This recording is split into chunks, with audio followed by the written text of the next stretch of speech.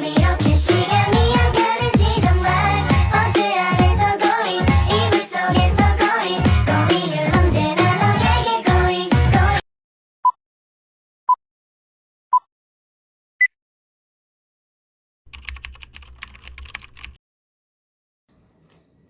Bergaul dengan orang lain adalah hal yang wajar dilakukan sebagai manusia, karena manusia adalah makhluk sosial. Misalnya, bergaul dengan yang lebih muda ataupun yang lebih tua. Umat Islam dianjurkan berjaga sikap dalam keadaan apapun dan dengan siapapun. Gaul artinya adalah hidup berteman. Gaul dalam bahasa Arab artinya sahibah, yaitu pertemanan. Agar terjalinnya pertemanan yang baik, hendaknya memperhatikan adab-adab berikut ini. Yang pertama adalah memilih teman yang baik hati. Rasulullah SAW bersabda, seseorang itu tergantung kepada agama temannya. Maka perhatikan siapa yang akan menjadi temanmu. Hadis riwayat Ahmad. Kriteria teman yang baik itu ada 4. Yang pertama adalah baik hati. Yang kedua adalah mempunyai akhlak yang mulia. Yang ketiga adalah tidak fasik. Yang keempat adalah tidak tamak. Imam Al-Ghazali menyebutkan bahwa orang tamak adalah sebagai racun pembunuh terhadap pertemanan. Yang kedua adalah menampakkan senyum, bersikap lembut, dan kasih sayang. Senyum merupakan hal mudah dilakukan, tetapi sangat berdampak besar kepada suatu pergaulan, apalagi ditambah dengan bersikap lembut dan kasih sayang. Hal itu dapat mempererat suatu hubungan antar sesama teman. Yang ketiga adalah mencintai teman sebaya karena Allah. Pertemanan yang baik itu terjalin karena dilandasi oleh keikhlasan dan sama-sama saling mencari ridha Allah. Yang keempat adalah saling tolong antar sesama. Tolong menolong antar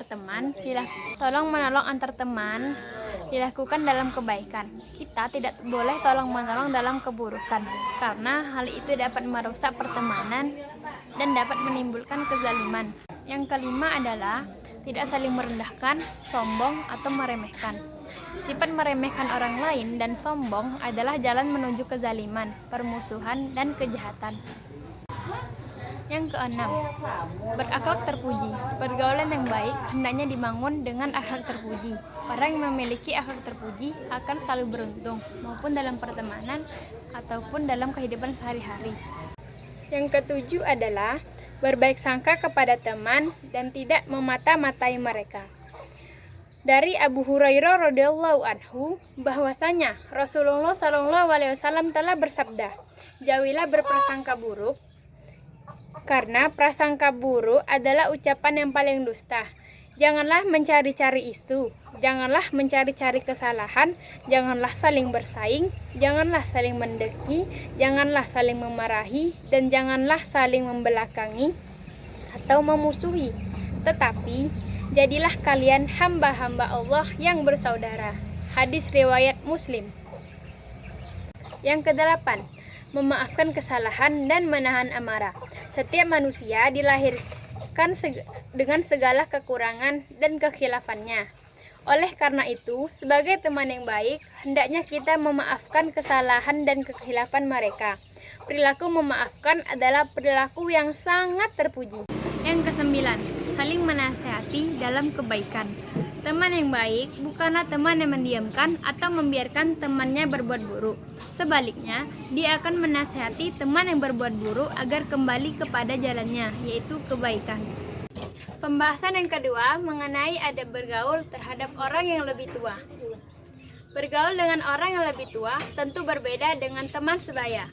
Bergaul dengan yang lebih tua seharusnya kita menunjukkan sikap yang lebih tawadu dan hormat. Kita harus menghormati orang yang lebih tua karena mereka memiliki pengalaman yang lebih banyak dan pemikiran yang lebih matang. Orang tua merupakan pengayoman dan pelindung bagi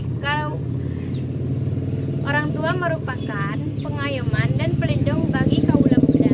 Adapun contoh sikap menghormati orang yang lebih tua dapat ditunjukkan kepada orang tua. Yang pertama adalah berlaku sopan. Sopan berarti hormat, takzim, dan baik budi bahasanya. Orang yang sopan memiliki perilaku dan ucapan yang baik. Kita harus senantiasa bersikap maupun berucap yang baik kepada orang yang lebih tua. Yang kedua adalah berbicara dengan santun. Berbicara santun berarti berbicara dengan lemah lembut dan bertutur kata halus. Orang yang santun tidak memotong pembicaraan orang lain. Perintah bertutur kata lembut terhadap orang tua terdapat dalam Al-Quran Surah Al-Isra ayat 23. Yang ketiga adalah menolak dengan halus perintah buruk dari mereka. Orang tua mungkin memerintahkan sesuatu yang tidak sejalan dengan ajaran agama. Hendaknya kita menolak perintah mereka dengan perkataan yang santun. Yang keempat adalah menghormati dengan ikhlas. Dalam sebuah riwayat disebutkan dari Abdullah bin Amir bin As yang menyampaikan sesuatu pada Nabi SAW. Beliau bersabda, barang siapa tidak menyayangi anak kecil kami dan tidak mengenali hak orang tua kami, maka ia bukan termasuk golongan kami. Hadis riwayat Ahmad dan Abu Dawud. Hanya itu yang dapat saya sampaikan. Jika ada kekurangan, saya mohon maaf karena yang lebih hanya perasaan saya ke dia. Wassalamualaikum warahmatullahi wabarakatuh. Terima kasih. Dadah.